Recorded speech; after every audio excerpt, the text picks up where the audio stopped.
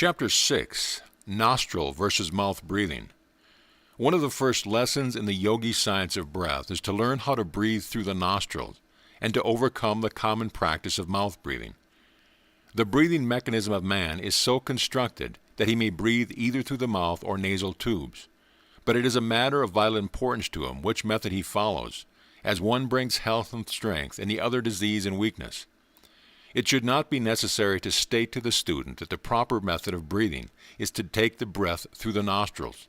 But alas, the ignorance among civilized people regarding this simple matter is astounding.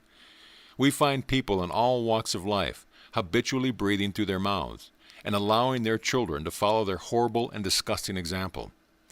Many of the diseases to which civilized man is subject are undoubtedly caused by this common habit of mouth breathing.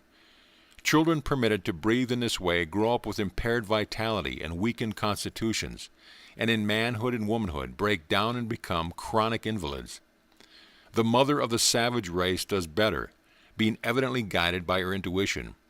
She seems to instinctively recognize that the nostrils are the proper channels for the conveyal of air to the lungs, and she trains her infant to close its little lips and breathe through the nose.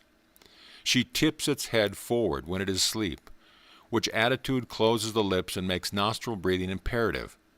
If our civilized mothers were to adopt the same plan, it would work a great good for the race. Many contagious diseases are contracted by the disgusting habit of mouth breathing, and many cases of cold and catarrhal affections are also attributable to the same cause.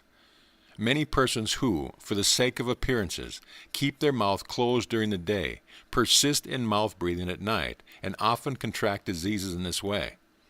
Carefully conducted scientific experiments have shown that soldiers and sailors who sleep with their mouths open are much more liable to contract contagious disease than those who breathe properly through the nostrils.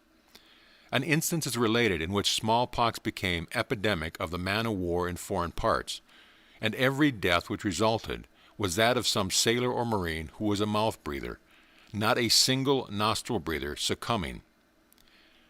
The organs of respiration have their only protective apparatus, filter or dust catcher in the nostrils.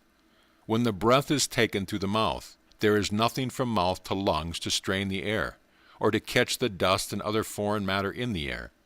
From mouth to lungs, the dirt or impure substance has a clear track, and the entire respiratory system is unprotected. And moreover, such incorrect breathing admits cold air to the organs, thereby injuring them.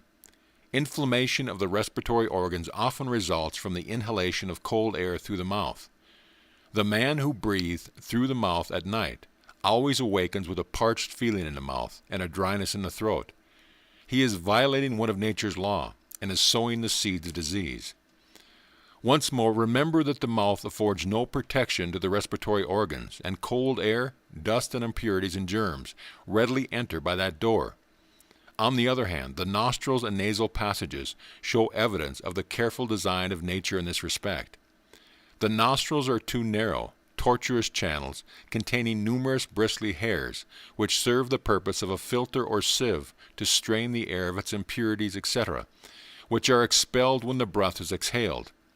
Not only do the nostrils serve this important purpose, but they also perform an important function in warming the air inhaled.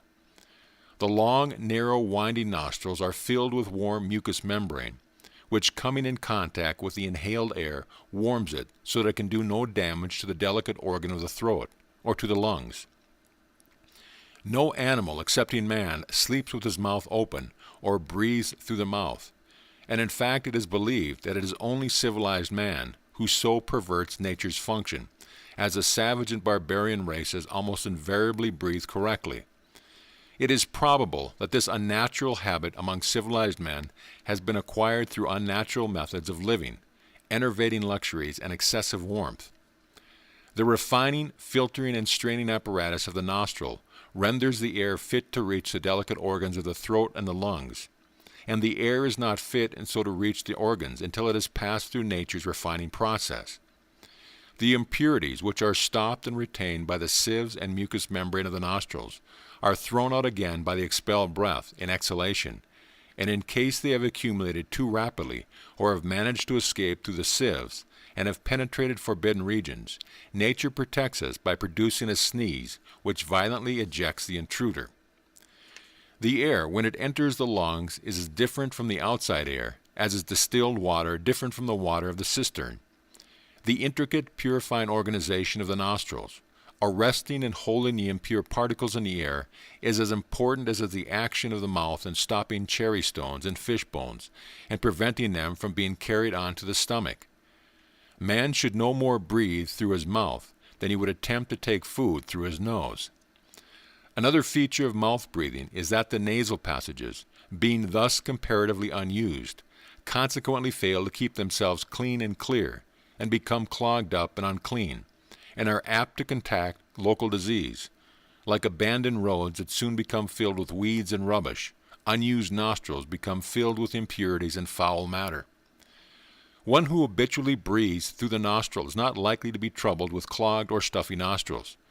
But for the benefit of those who have been more or less addicted to the unnatural mouth breathing, and who wish to acquire the natural and rational method, it may perhaps be well to add a few words regarding the way to keep their nostrils clean and free from impurities. A favorite Oriental method is to snuff a little water up the nostrils, allowing it to run down the passage into the throat. From thence it may be ejected through the mouth. Some Hindu yogis immerse the face in a bowl of water, and by a sort of suction draw in quite a quantity of water. But this latter method requires considerable practice, and the first mentioned method is equally effective and much more easily performed. Another good plan is to open the window and breathe freely, closing one nostril with a thumb or finger, sniffing up the air through the open nostril. Then repeat the process on the other nostril. Repeat several times, changing nostrils. This method will usually clear the nostrils of obstructions. In case the trouble is caused by cholera, it is well to apply a little Vaseline or camphor ice or similar preparation, or sniff up a little witch hazel extract once in a while, and you will notice a marked improvement. A little care and attention will result in the nostrils becoming clean and remaining so. We have given considerable space to this subject of nostril breathing, not only because it is of great importance in its reference to health, but because nostril breathing is a prerequisite to the practice of the breathing exercises to be given later in this book, and because nostril breathing is one of the basic principles underlying the yogi science of breath. We urge upon the student the necessity of acquiring this method of breathing, if he has it not, and caution him against dismissing this phase of the subject as unimportant. End of chapter.